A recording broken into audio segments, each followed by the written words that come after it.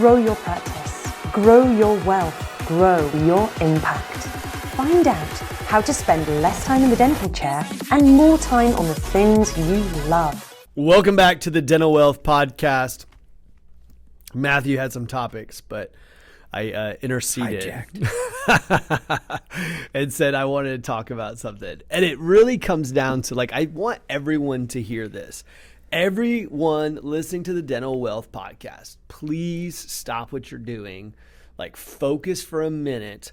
Like, if you're if you're listening to this, pause it, get to a red light, breathe, exhale, pull into the Starbucks. Pull into the Starbucks, chill out, get a cup of coffee, get a latte. You chill out, and I want you to hear what I have to say. So we're going to we're going into 2021, okay? And so when I go into this year, what are the biggest problems that happens? And I want people to hear me on this. They come up with goals. And psychologically, they tell themselves, this year I'm going to work really, really hard. And so they start to have this, like, I'm going to work really hard this year, and I'm going to hit these huge goals by killing myself. I'm going to work longer days if I have to. I'm going to get in early if I have to. I'm going to try to see twice as many patients. And it's like, and I would encourage you to stop that shit. Yeah. So here's what I'd like you to do instead. I want you to ask yourself a better question. Life's about questions we ask ourselves, and the better question, the better the results. And so a poor question would be, how do I work harder? Mm-hmm. But a great question would be, how do I scale larger? See, if you put your time and energy into how do I scale versus how do I work hard, then we get a different result. Now, the difference in result is the time and effort versus value type economies, where you can only work so hard. You can only work so many hours before you burn out. You can only grind so much before you just can't do it anymore. But you can technically scale infinitely. So the better question is, how do I scale? How am I going to scale this year? Yeah. I think if you focus on the other one, just to jump right in, is if you're sitting there saying, I'm going to work 10 times as hard, I'm going to do this, it's you. Like, you. The problem with that is we get a lot of people that call in that say, I'm at 1.5, I want to get to 1.7, but I can't work any harder. It's probably because they were focused on how can I grow this thing, me, instead of how can I scale it. Well, even consulting, a lot of consulting's focused around how you can produce more, how you can produce more, how you can produce more, how you can produce more. Which, by the way, I think that there's some merit to that. I mean, I think that efficiencies in production make a lot of sense. But I do go back to, how do I scale this business larger, which, it's one of those where you go, that's a better question.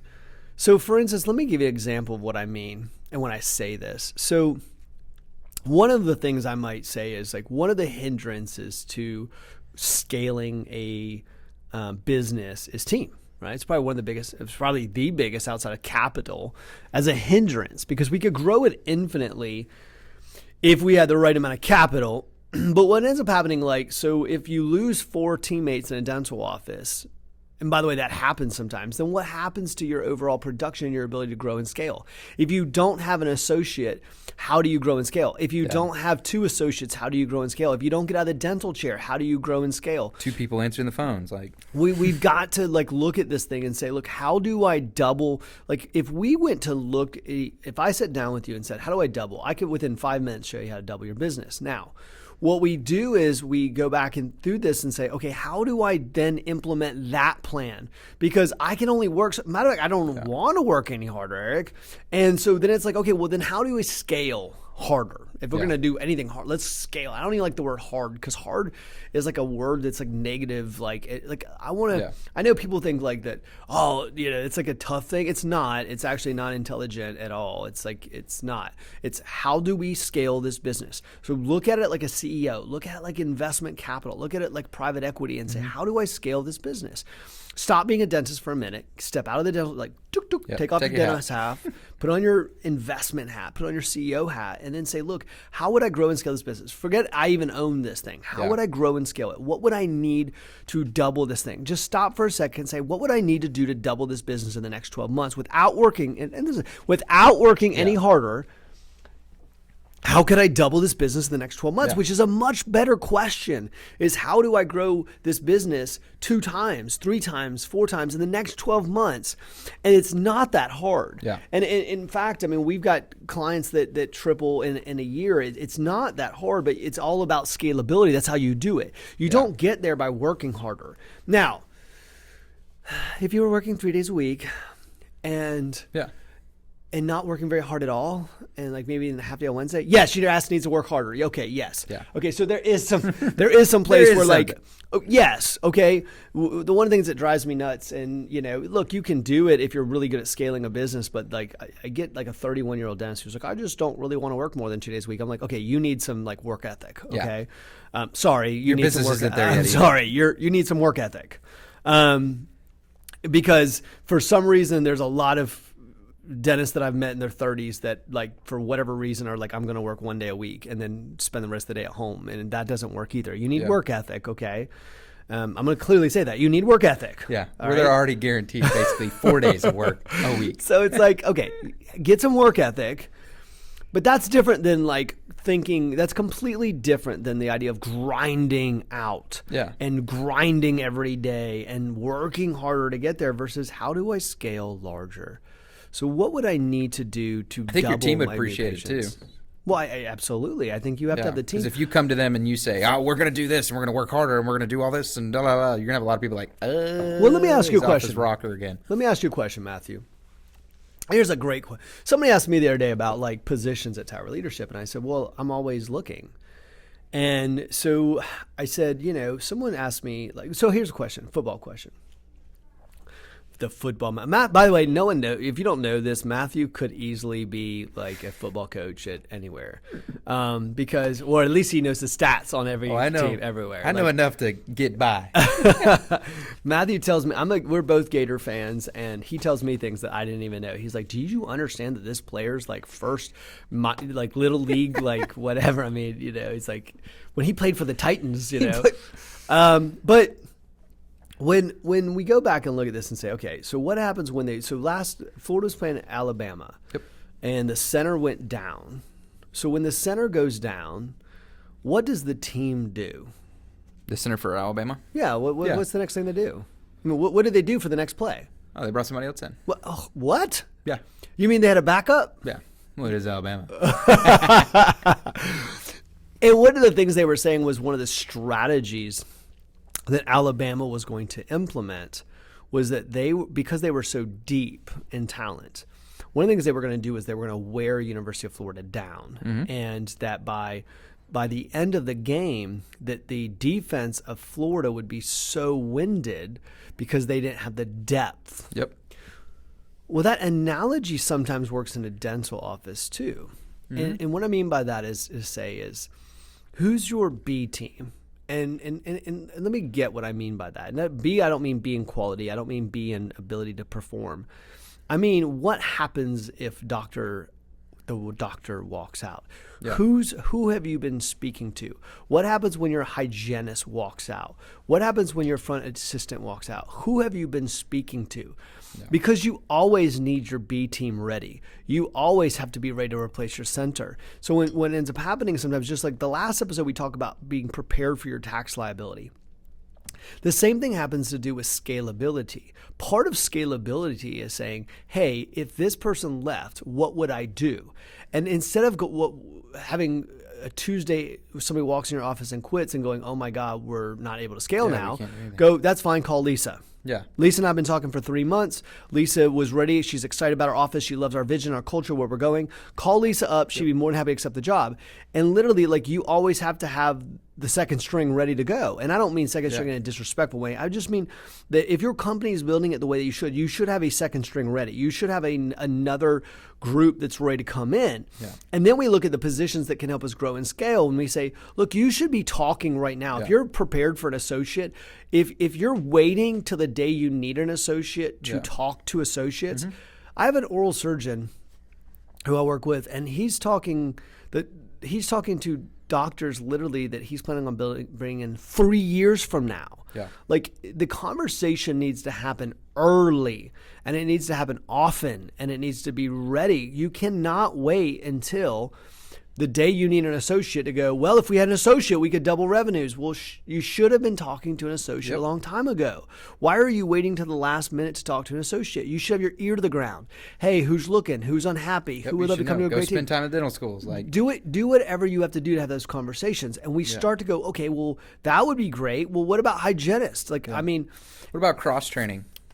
I know a lot of times, like if we're going to stick on the football reference, and I haven't seen it a whole lot in dental, but the idea of cross training. So like, let's say the center went down. What you'll see sometimes in football is people will bring a left guard, plug them at center, bring in somebody else to play the left guard position, and they just kind of make it work from there. So in a dental practice, let's say the front office person walks off.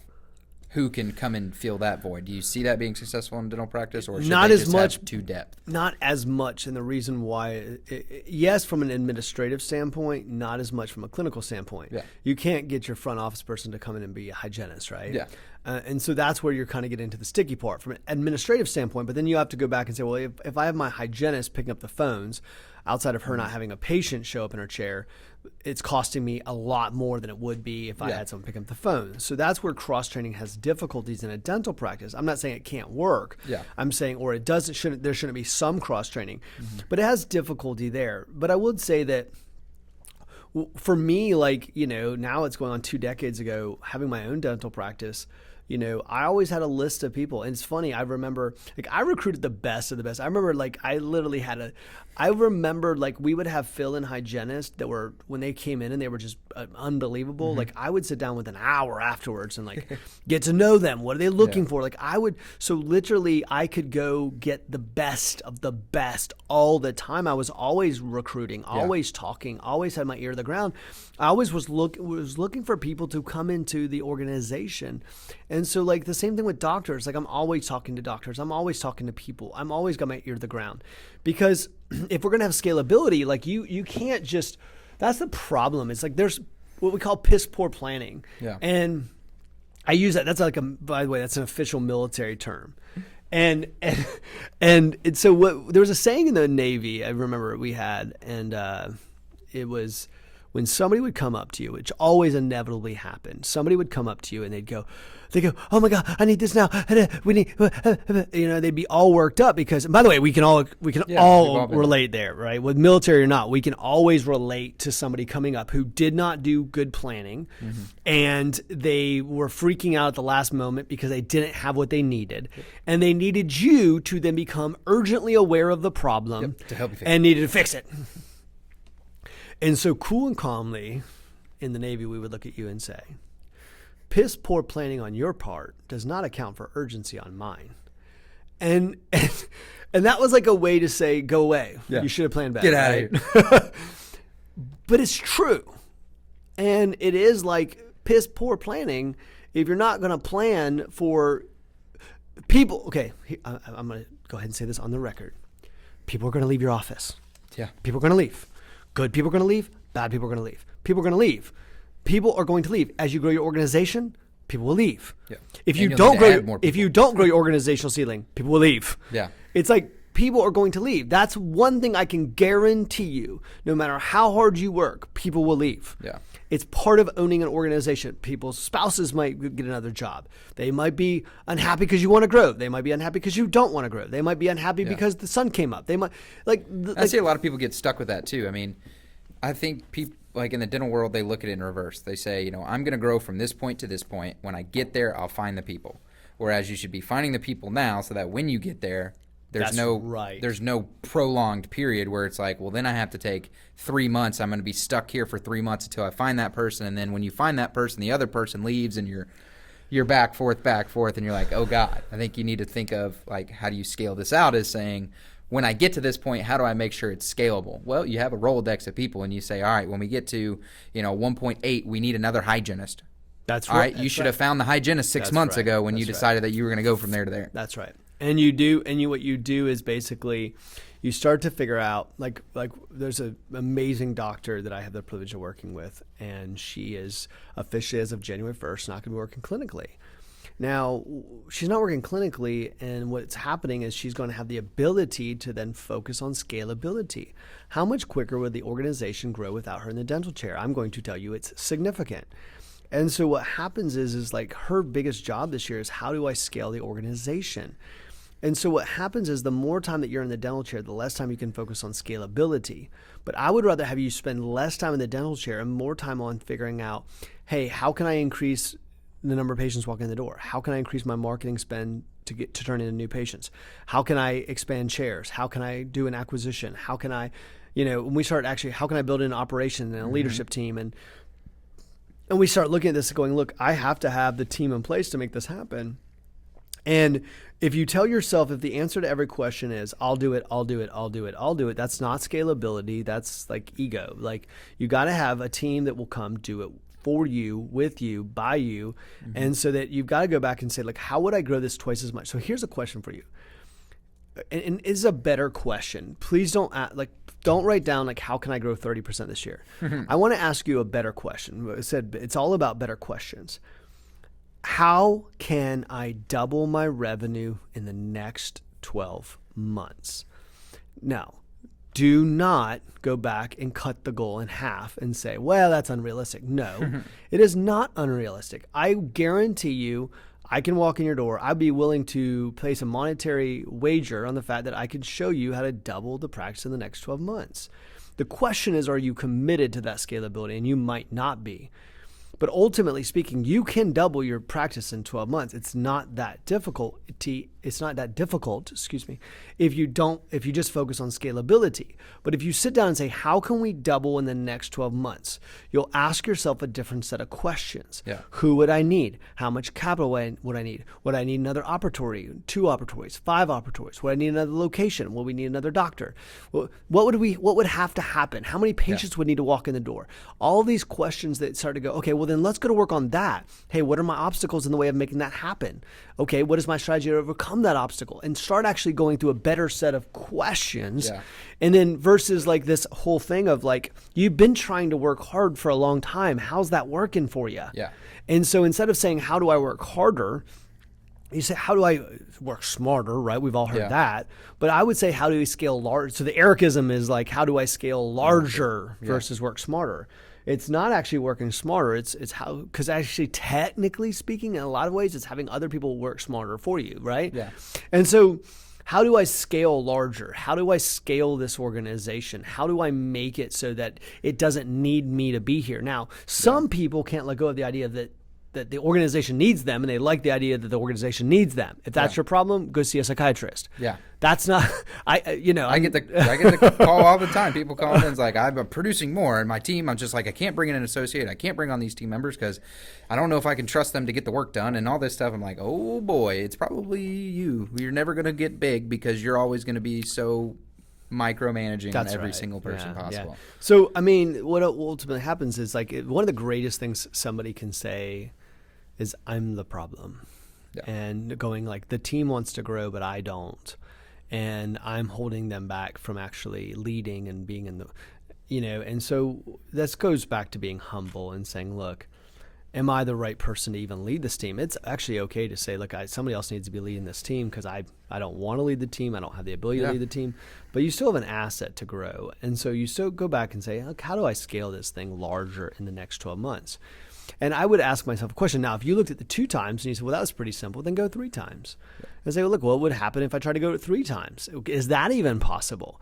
How about 4 times? How about 5 times? And it's funny. So one of the greatest things that we talk about this sometimes is it's easier to grow 10 times than 2 times. Mm-hmm. And the idea of growing 10 times versus 2 times is the idea of like, if it was growing 2 times, it just maybe is working harder, maybe adding an operatory, maybe adding some hours. 10 times takes a hell of a lot bigger thinking, and it takes capital acquisition, and it takes really truly departments, and it takes a whole nother type of business to grow 10 times. So if you think about how do I grow 10 times, well, now that poses a different question. And that question alone is the key. how do I grow 10 times? Because if you can, right, so think about like, how do I grow 10 times? And you look at 10 times and then maybe pull it back down to 5 times, right? And say, okay, that might be a little bit much. And then what we do is we start to say, how do I grow and scale to that level? And these are the things that what ends up happening is if we can get focused on those things, that's a better set of questions. And here's a great question. What would my life look like if I was to grow 4 times, for instance? Yeah. Because you go back and go, well, gosh, if I did that, Eric, I'd have 5 doctors working for me. Yeah. Okay, well, if you had 5 doctors working for you at a 22% margin or whatever your margin ends up being after you've hired other doctors because it decreases because you're paying them, then ultimately you might say, well, look, at 22%, gosh, Eric, I'd be making twice as much as I make now. And I wouldn't even have to work clinically. And I could just work with my leadership team. And maybe I don't even want to work with my leadership team. Maybe I end up having a COO who handles the leadership team. And we start to go, man, I'd have a whole different quality of life. I'm like, I know. Exactly. So it's like, so versus having some broker come in and sell you on getting rid of this thing overnight, why don't we focus on scaling it larger? What can you do in 2021? Like what is the ultimate, like, gosh, if you just pushed yourself and gave yourself one hell of a financial goal. I'm talking about a goal that it would get you out of bed in the morning, would make you, by the way, you have to have a goal that drives you to massive action. Because if your goal is not driving you towards massive action, it will not happen. It won't happen.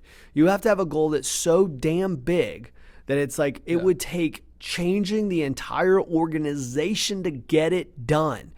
That's the type of goal that I want you to have. I want you to have a goal that's so damn big, you'd have to scale. You'd have to scale to hit it because there's no possible way you could do it by yourself. That's a goal that's exciting. And then what you do is, going back to what we've talked about, is like, then you get the capabilities. You get someone like a tower leadership to coach you up on the moving parts. And then as you do that, then what ends up happening is, the next step, the next step, the next step, and then you just implement. And that's really truly, like, for me, if I was coaching someone in 2021, I would say like that would be a great piece of advice. Like, I don't encourage anyone I have to work harder. Yeah. I encourage them to scale larger. And why? Because ultimately speaking, I don't want them to sell this asset. I want them to keep the asset. I want them to be able to utilize the asset to impact their family, team, community, and otherwise. So I think it's a really important thing to understand. Yeah. I mean, I think just scaling in general is something that's often overlooked. Everybody's just trying to get from 1 to 1.2 or 1 to 1.5. And they don't think about, all right, well, in order to do this, I'm going to have to put this at this place. And then they end up getting to that point, and they're like, oh, my God, this is so stressful. I have so much to do. I didn't do this right. And then they end up calling you and saying, what do I need to do? But those days are done. Yeah. Those days are done. If you don't look it's like the person doing 1.2, 1.3 and doesn't see the giant wave coming is going to get washed ashore. Like, those days are done. They're done. They're done. They're done. Let go of the past. It's okay to put the typewriter under the bed. Let go of the past. The future is coming. And if you embrace the future, and say, this is what the future is, and get excited about the future. Mm-hmm. I remember it just as simple as, like, I remember talking to somebody in their 70s about text messaging years ago. And I remember her saying to me, text messaging is for kids and it's ridiculous and da, da, da, da, da. And this was, to be fair, it was probably a decade ago, but I remember the conversation.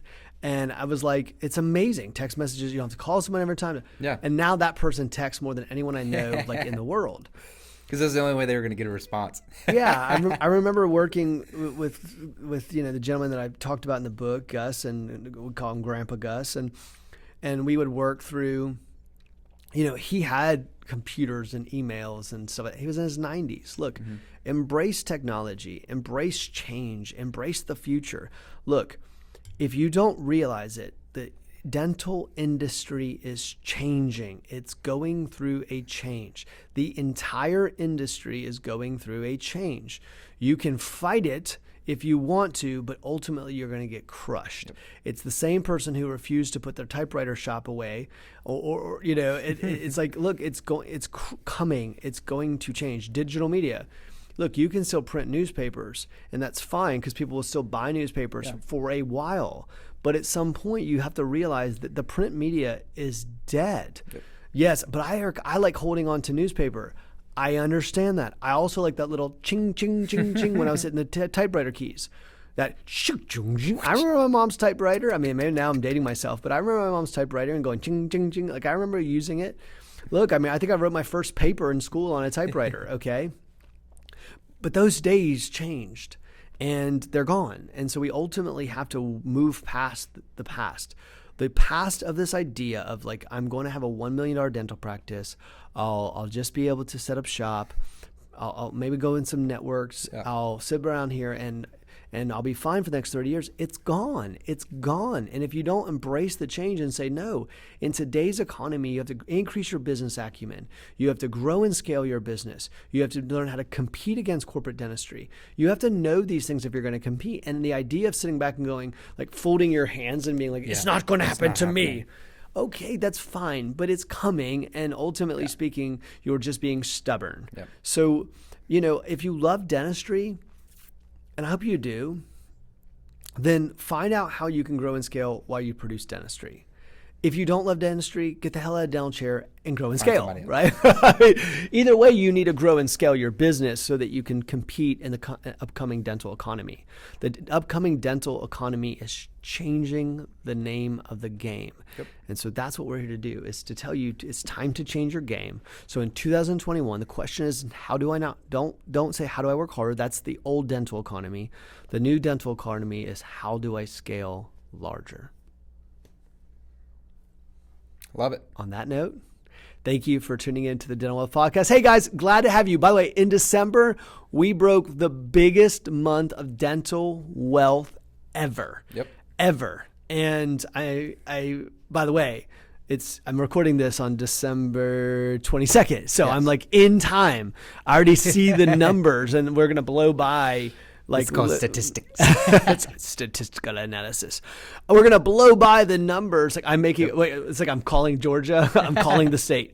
So like we are literally like the numbers. I already know what the numbers are doing daily, and so we're gonna blow by any other previous month ever, and it's only the 22nd of December. So I tell you that to say, look, thank you so much for listening. Thank you for being a part of the Dental Wealth family. Look, reach out. Look, I mean, there's no one going to bite you. Like, if you need help when we talk about scaling larger, like, look, people are so worried about being sold. They're so worried about somebody selling something that just have a conversation with somebody, because ultimately speaking, that's an abundance mindset, is being able to have a conversation saying, look, I don't know what the hell Eric's talking about. Could you just go on the phone and talk to me? Yeah. Like, don't be afraid to pick up the phone. Now, ultimately, just like you do with a patient, I might say, or my team might say, look, we've got something you should come to. Yeah, because that's how I can serve you. If you don't come to my dental office, I can't actually do clinical dentistry, right? It's the same thing. So yeah, we might say, hey, come in for an examination, because without an examination, I'm not sure how I'm supposed to help you. Yeah. So yeah, that might happen. Can I just say that like fairly? Like, yeah, that might happen. But ultimately speaking, what do you have to lose when you go back and say, look, my job, if I need to grow and scale this thing, I need to be communicating how to grow and scale.